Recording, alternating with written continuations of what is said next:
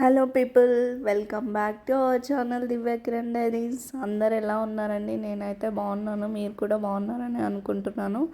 మనమైతే డే 1 నవరాత్రిలో ఏ అమ్మవారిని పూజిస్తామో ఆ అమ్మవారికి ఏ నైవేద్యాన్ని సమర్పిస్తామనే దాని గురించి మాట్లాడుతున్నామండి ఈ వీడియోలో. అయితే నవరాత్రుల్లో మొదటి రోజు అయితే మనం శైలిపుత్రి అమ్మవారిని అయితే మనం పూజిస్తాము. ఈ అమ్మవారు ఇలా కుడి చేతిలో త్రిశూలం పట్టుకొని, ఎడమ చేతిలో కమల పువ్వు పట్టుకొని ఆవు మీద కూర్చొని వెనకాల చంద్రబింబంతో ఉంటుందండి. ఈ అమ్మవారిని మనం శైలిపుత్రి అమ్మవారు అని అంటాము.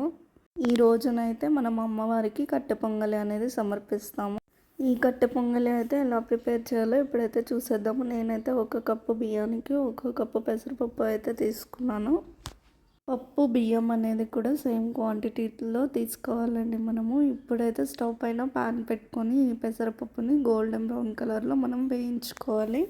అలా వేయించుకోవడం వల్ల కట్టె పొంగలికి మరింత రుచి వస్తుంది. ఈ పెసరపప్పు అనేది వేయించుకున్న తర్వాత మనమైతే ఆ బియ్యంని పెసరపప్పుని కలిపేసి 2 టైమ్స్ బాగా వాష్ చేసుకొని అందులోకి వాటర్ పోసుకొని ఒక 10 మినిట్స్ నానబెట్టుకుంటే సరిపోతుందండి. నేనైతే గిన్నెలో చేస్తున్నాను, కుక్కర్లో అయినా పెట్టుకోవచ్చు. నేను బియ్యము పెసరపప్పు తీసుకున్న కప్తోనే 8 కప్పుల వాటర్ అయితే తీసుకున్నానండి. ఎందుకైతే మనం ఉడికించుకోవాలి కదా, కుక్కర్లో అయితే మనము 6 కప్పుల వాటర్ తీసుకుంటే సరిపోతుంది. ఈ నీళ్ళు అయితే బాగా మరుగుతున్నప్పుడు మనం నానబెట్టుకున్న పెసరపప్పు బియ్యం కూడా వేసి బాగా ఉడికించేసుకోవాలి. అందులోకి కొన్ని మిరియాలు, జీలకర్ర, టేస్ట్కి తగ్గ ఉప్పు కూడా వేసేసుకొని బాగా ఉడికించేసుకోవాలి. ఇది అయితే ఉడికిపోయాక మనమైతే స్టవ్ మీద ప్యాన్ పెట్టుకొని అందులోకి కాస్త నెయ్యి వేసుకున్నాము. తర్వాత ఆయిల్ కూడా వేసుకున్నాము.